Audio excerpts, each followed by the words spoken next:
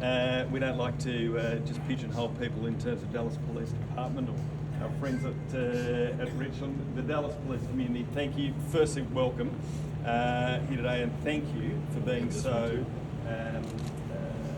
open arms in terms of what we're trying to do in our particular program. To our friends, in terms of American friends, and Deb and John Parker, who were instrumental and will still be instrumental in terms of the program, welcome as well. To my Aussie mates, Jamie Palmer over here, from a rehoming perspective, and our ready-made Aussie Wrangler, Steve Irwin, who is the head of our canine training. You'll hear from Steve very shortly, but I just want to say a few words.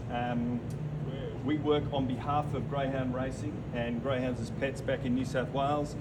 Sometimes when you say New South Wales, everyone goes, where? So just think Sydney, and then just sort of extrapolate out from that. They do say New South Wales is the size of Texas, so that's a pretty good way to think about it. Quite big and hopefully full of good people. 12 months ago, we started a rehoming program for our retired racing greyhounds here in North America with our beautiful friends Susie and John and Deb, and with that we've been pretty successful. We've found some fantastic and loving homes, 550 actually in the last 12 months, which has been brilliant.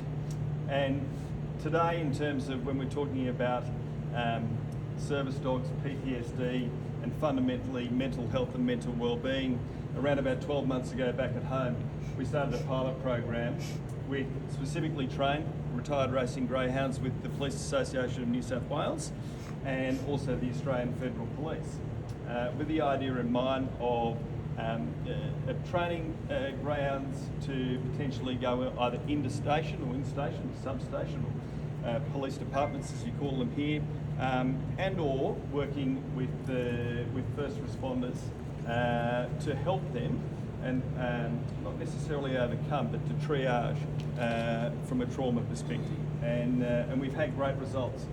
Around about 8 months ago, we thought, well, you know, we're pretty ambitious. You know, if we can help people in Australia, and we're doing some great stuff over here in the US, why don't we see if we can do it over here as well?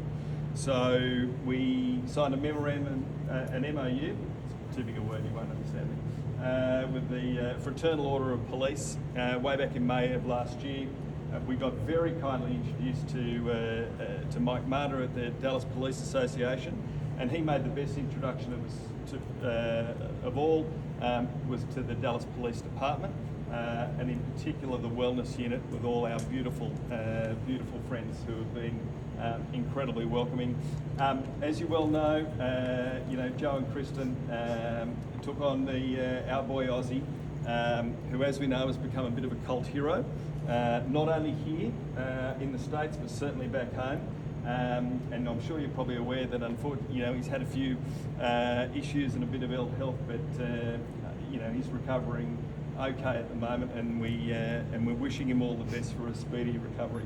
But really, without Aussie and Joe and Kristen and all the team, we probably wouldn't be here today. So we're incredibly grateful and very thankful.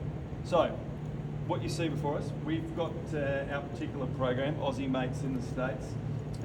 We're piloting this program in Dallas. As you can see before you, we've got 5 specifically trained service retired racing greyhounds, and Steve will talk us through this in a moment. And they've come over here, and together with John and Susie and our team at Galt and Jade, a wonderful trainer, which is over here as well, supporting the Aussie Mates cap. We're going to be looking our kennel manager. Sorry, Deb, beg your pardon. Oh, it's okay. And we're going to be matching our particular greyhounds with you lovely people, and certainly more first responders from a Dallas perspective. So the purpose of today is to not only have some cake, of course, to celebrate Australia Day and Aussie's 5th birthday, but also to just hear a bit about the program, a bit of a demonstration, a chance to ask questions and answers. Don't worry if you think that we're going to get back on a plane in 48 hours and we'll be gone. We're not. We're always around. But our friends here in Dallas, Susie and John and their particular team are going to help on the ground in terms of the matching process with our beautiful dogs, and also to ongoing from a training perspective and a support perspective as well. So that's a bit about us and Aussie mates in the States.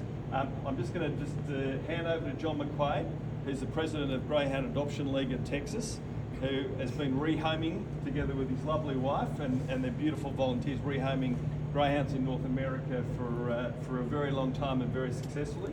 Just to say good day and welcome everyone before we get into it. I want to welcome all of you to our kennel and our operation and to our group. We've been doing this for 23 years, over 4,000 hounds, and several of our guests here that are in law enforcement have been doctors.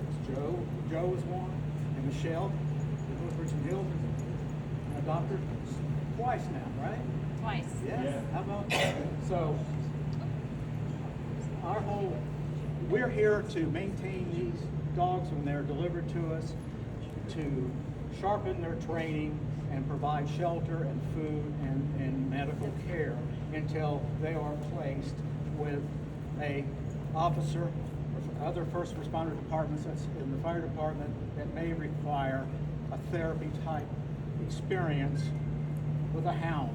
I understand these dogs are being trained to be what's called either a PTSD service dog or a psychiatric service dog. It's all one and the same. I know that because I have PTSD.